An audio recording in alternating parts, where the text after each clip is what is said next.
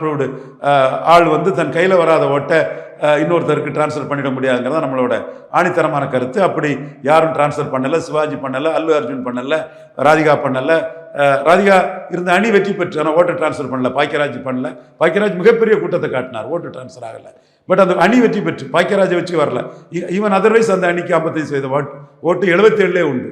அதே மாதிரி 84 என்ன ஓட்டு எடுத்தோ அதுதான் 89 ராதிகா தான் பெரிய கூட்டம். ஜெயலலிதாவோட ராதிகாவுக்கு பெரிய கூட்டம். 84 பாக்கியராஜுக்கு தான் பெரிய கூட்டம். 2 தடவை அந்த அணி ஜெயித்து, அதிமுக காங்கிரஸ் அணியை பாக்கியராஜ் ஜெயிக்க வச்சாரு. பாக்கியராஜ் ஜெயிக்க வைக்கல, பாக்கியராஜ் பிரச்சாரம் பண்ண அந்த அணி 77 ஜெயித்த மாதிரி ஜெயித்து, ராதிகா பிரச்சாரம் பண்ண அணி 84 எடுத்த ஓட்டை 4 முனையில் எடுத்து ஜெயித்தது.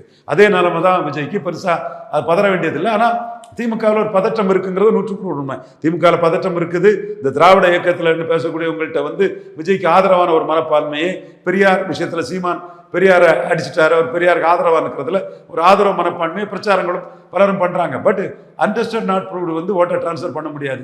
கையில் வராத ஓட்டை யாரும் டிரான்ஸ்ஃபர் பண்ண முடியாதுங்கிறத 1000 உதாரணங்களை நானும் சொல்லுவேன். பட் விஜய் தனிச்சு நின்னாலும் பாதிப்படைய போகிறது வந்து இன்னைக்கு எம்ஜிஆர்ங்கிறதுல பாதிப்படைய போகிறது வந்து எடப்பாடி பழனிசாமி தான். ஸோ எந்த வகையில் பார்த்தாலும் திமுக வந்து அணி வந்து 45 விழுக்காடு வாக்குக்கு மேலே பெறுவாங்க. இதுதான் விஜய் என் மேலே கோவப்படுறாரு. புலிகள் கம்ப்யூட்டர் புள்ளின்னு ஏசுறாருன்னா ஸ்டாலின் ஜெயித்துருவாருங்க போது அவர் பதறாரு. விஜய் பதறி என் மேலே கோவப்படுறாரு. இப்போ இவன் கரெக்டாக அடிப்பான், புள்ளி ஒருத்தோட அடிப்பான், தாக்கு பிடிக்க முடியாதுன்னு இப்போ ஓடி ஒதுக்கிட்டாரு. இப்பெல்லாம் இந்த இடையில அவங்கள பேசுறது இல்லை. ஏன்னா நம்மளை அவதூறு தான் பண்ண முடியுமே தவிர நம்ம சொல்லக்கூடிய கருத்துக்கு பாயிண்ட் பிளாங்கா யாரும் சொல்ல முடியாது.